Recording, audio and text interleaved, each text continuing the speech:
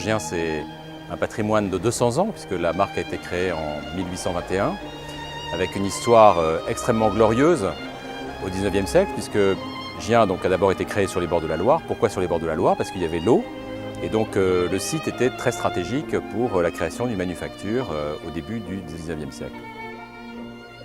Splendeur au XIXe siècle, avec la faïence fine, avec le métro, avec la médaille d'or aux expositions universelles, et puis aussi une heure de gloire parce que la faïencerie était sollicitée par toutes les grandes familles aristocratiques ou industrielles d'Europe. Et donc Gien s'est retrouvé sur toutes les tables pour un service personnalisé. XXe siècle, la croissance continue, la faïencerie développe énormément de produits, développe également des carreaux en faïence.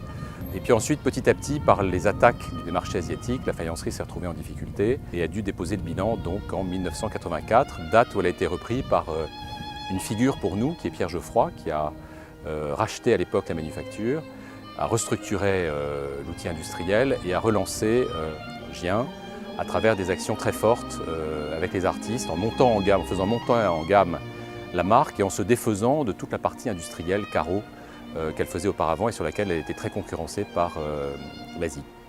Et donc là, on a une nouvelle période dorée entre 1984 et je dirais 2007.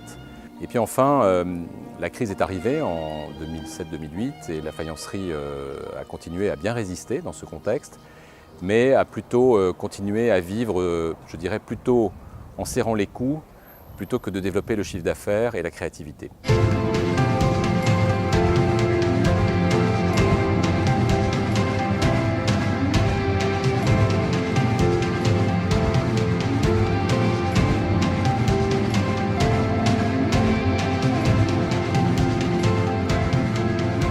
Quand on a commencé à rentrer dans le dossier et à réfléchir donc, à l'acquisition de la faïencerie de Gien, nous avons vraiment eu le souhait d'associer des partenaires financiers locaux. Pour moi, c'est très important d'avoir en face de nous des interlocuteurs qui connaissent parfaitement le tissu économique de leur région et qui ont une proximité naturelle à l'égard des PME comme les nôtres.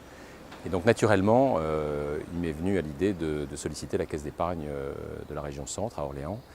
Et je dois dire que j'ai été extrêmement surpris en bien par leur réactivité et par leur envie d'accompagner notre projet.